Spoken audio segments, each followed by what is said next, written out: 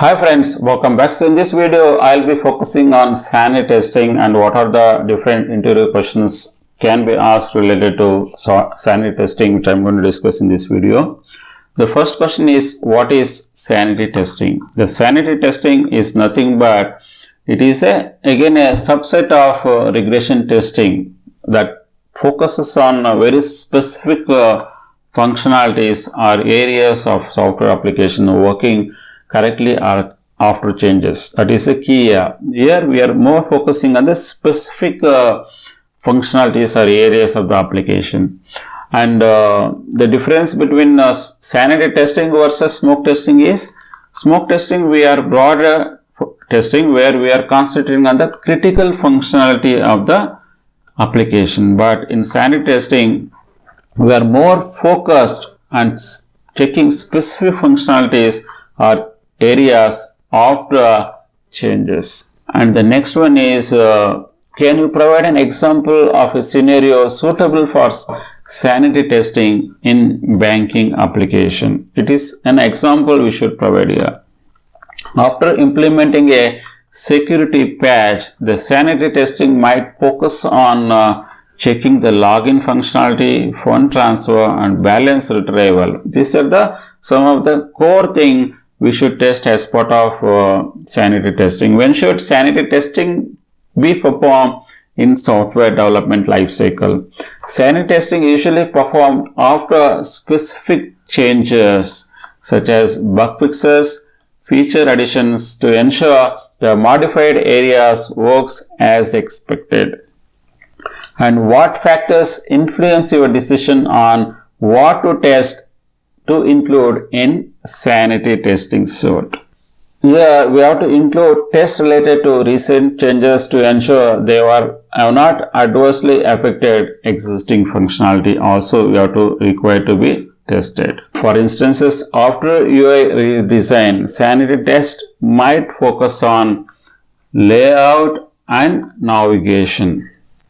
The next one is, can you provide an example situation where sanity testing would be more appropriate than full regression test? This is a very important and critical question.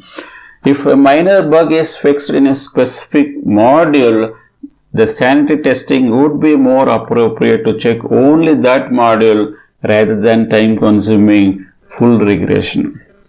That is an important thing we should remember. And in a continuous integration environment, how does sanity testing contribute to development workflow?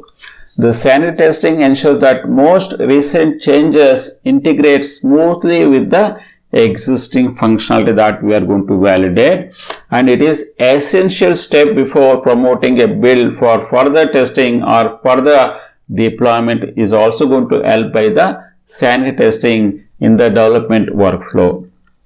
And explain the concept of narrow and deep testing in the context of sanity testing. What is narrow and deep testing? The narrow and deep testing refers to the focusing narrowly on a specific functionality but testing them deeply to ensure we are going to do a thorough validation. That is where the sanity testing is coming into picture. For instance, after code changes in the search feature, sanity testing might thoroughly check various search scenarios. What challenges might you face when relying solely on sanity testing for quality assurance? What are the challenges we face? The relying solely on sanity testing might miss broader issues not covered in the recent changes, because in sanity testing we are only covering on the recent changes. For example, change in one module might impact on another module that sanity testing does not cover. That is when the regression testing is coming into picture. How do you ensure that sanity testing remains effective as the software evolves? Regularly we have to keep in mind and keep updating our sanity test suite based on the latest changes and ensuring that selected scenarios remain relevant to the evolving software. How can you efficiently prioritize the test in sanity testing suite when dealing with the time constraint? Prioritize a test based on the criticality of the functionality and potential impact on the user also you have to see, and focus on the areas most likely to be affected by the recent changes.